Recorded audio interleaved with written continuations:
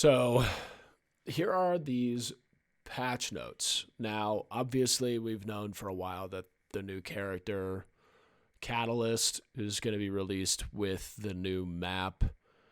It's a defensive character, so likely another fortified character.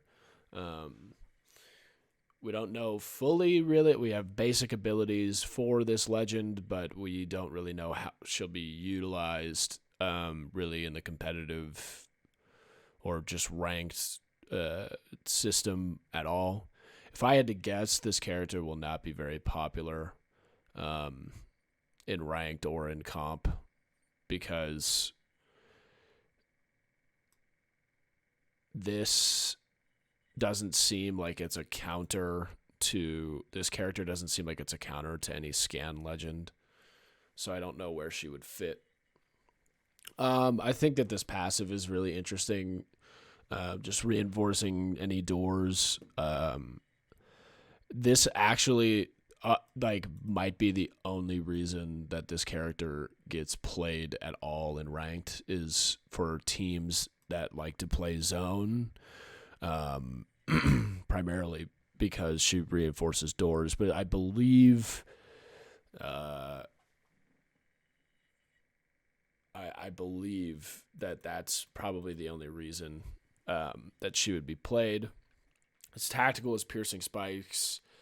They call it ferro fluid.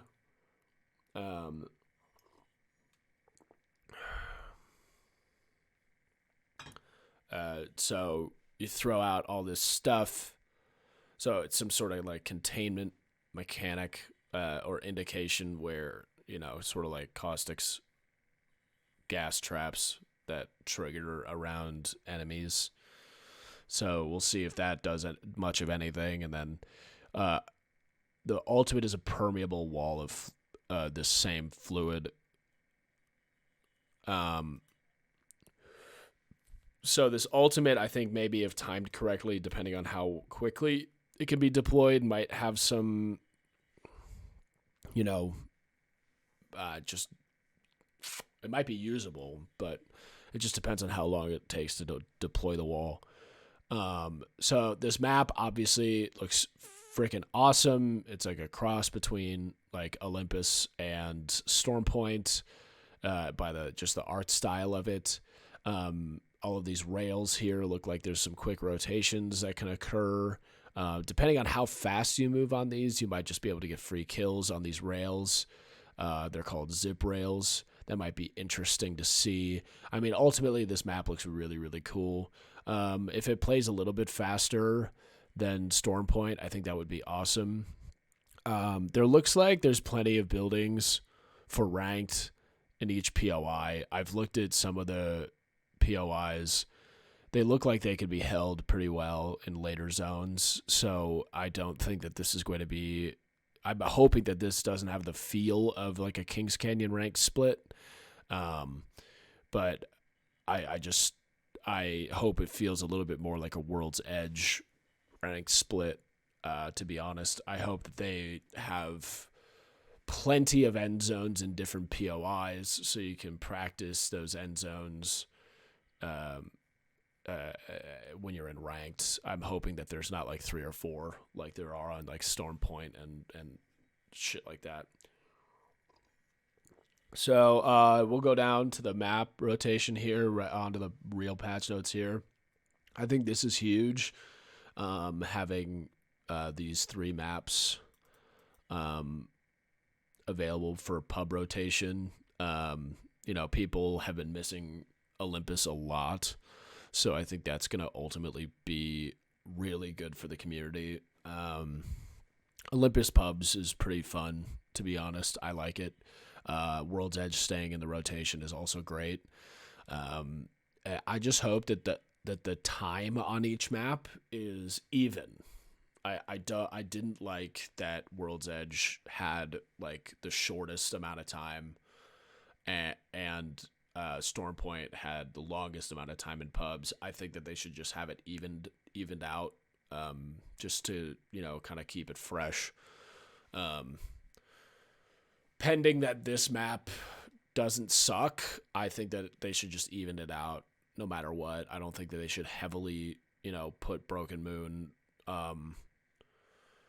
you know, for longer in pubs. I just don't think that that makes much sense. There's a new gift system where you can just send your homies cosmetics, get gifts for the homies just in time for the holiday season, by the way. They added stickers, which is like, all right, great, more cosmetics. That I don't really, I don't know why they added this, but hey, great, I guess. All right.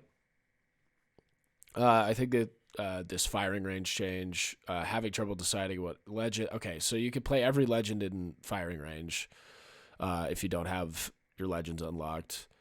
I think that that's really cool for really casual players that don't have enough, L coin like legend coins to unlock characters in general. So I think that's pretty cool. I think that that would be super helpful for people to try out new characters if they don't have enough either money or L coins to get new legends. All right. There's only one thing for ranked. That sucks. So the entry level from 10 to 20 is the only change for ranked. That's not good, I don't think. Let's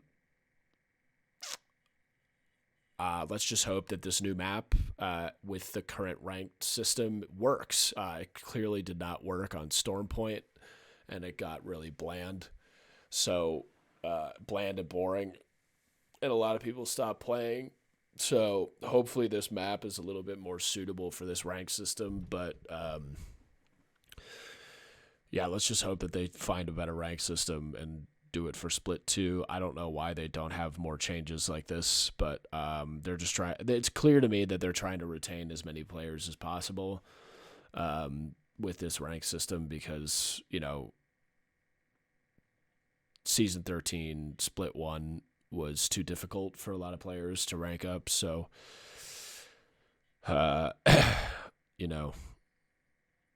we'll just have to see how this plays. Hopefully, it plays pretty well. But I with this, I don't know. I don't think this really helps the cheating problem or the smurfing problem at all. I personally think that the entry requirement for ranked should be a lot higher. It's really not that hard to get to level 20.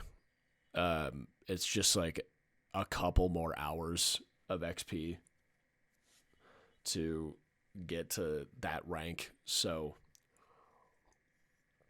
I think it should be a lot more of a commitment. Plus, I think that would just make it better as a whole for players that are in bronze, silver, gold, and plat. By the middle of a split, they're just getting rolled by Smurfs. So I think putting the entry requirement a lot higher would be a lot more beneficial. But hey, I guess we'll see if this mitigates mitigates smurfing at any capacity. Yeah, but it's certainly not going to mitigate the amount of cheaters in the game. So the crate rotation, we get the RE45 with disruptor rounds in the crate. And the Mastiff comes back as floor loot. I don't think I really like the Mastiff on the floor. Just depends on which Mastiff we have. If we have 6-round Mastiff and it's like anything like in season, I believe that was 11 when it was on the floor, it's basically just going to be a care package weapon on the ground. So I don't know how that's going to feel. The gold weapons this season are the R301, Devotion, and 3030, as well as the EVA 8 and the Prowler. Okay. I like that. I definitely like that. Um, Eva 8 might go crazy this season. Who knows? The Anvil receivers are back. That's sick. Um, those are pretty fun to utilize back when they were in the game. Um, you know, I definitely like having this back in general. I think that that's really cool.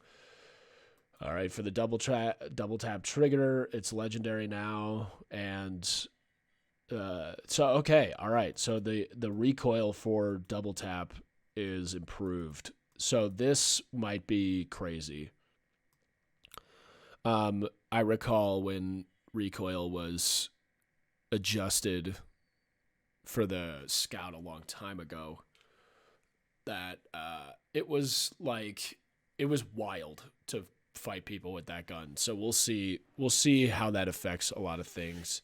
The Scout was care packaged for a long time, so there might not be as many people that are like goated with it, but we'll see what happens here.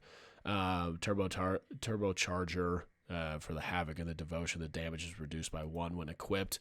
Okay, that just further affirms to me that I'm not going to pick up any energy weapons other than the Volt.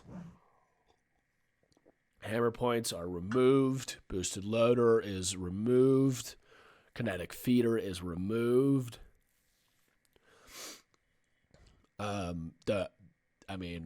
Whatever. It's not a big deal. The crafting rotation is a Spitfire Peacekeeper.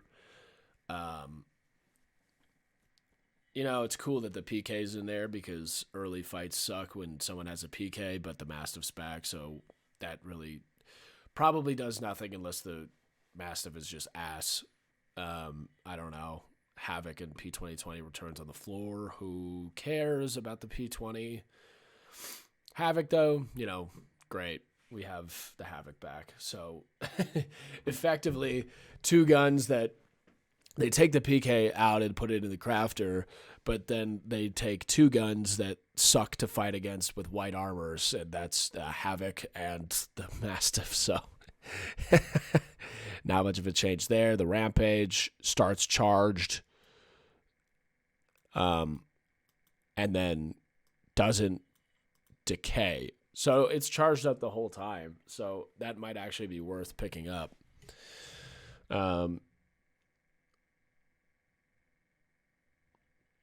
The Rampage and the Sentinel can recharge a Rampage and Sentinel before previous charge has expired. Oh, okay. So basically you don't have to wait to recharge anymore. I guess that makes sense. All right, for the Mastiff. Okay, we have a 5-round Mastiff. Okay, the spread is wider.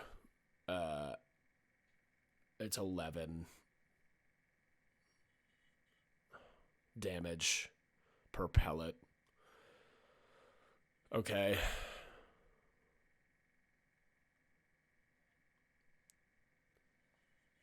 Reload is canceled with ADS. Okay, all right. We'll see. It might be a problem. But the blast pattern is pretty important there. The RE45 is now a care package weapon, so disruptor rounds increase damage against shields by 30%. Okay, that gun's fucking wild. Jesus. The L-Star reduced recoil at the beginning of the pattern. Stow animations adjusted to better match. I guess so the animations now match up with the gun. Volt, reduced projectile speed, increased projectile gravity. Okay, so it's just an up-close weapon actually now. Got it. Triple tag, rate of fire is increased. Choke charge time reduced from 1.1 to 0.75. Okay. R99, blue magazine changes in purple so it's just going up 1 for each of those. That's fine. Projectile growth reduced. I don't know what that means really. All right, so all battle royale maps. Pre-shrink time is okay. So like first zone is going to be a little bit better. I wish that they had made this change for Storm Point so that not everyone had to land in the middle of the map to not get pushed by zone. But hey, whatever. There's like some UI quality of life stuff. Now,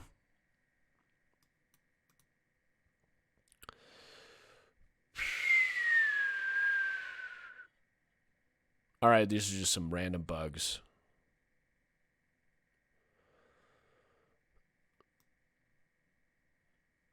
And we're beta testing DirectX. Okay. Yeah, so I obviously this is concerning with the lack of rank changes. I was hoping for something a little bit more profound for the new map. But ultimately we'll just have to see. I don't know. I don't know how well this is going to work, but it is what it is. It is what it is. We'll just have to deal with it. So, yeah. I mean, I have some concerns about this split, but hey, whatever. All right. Good luck out there, gamers.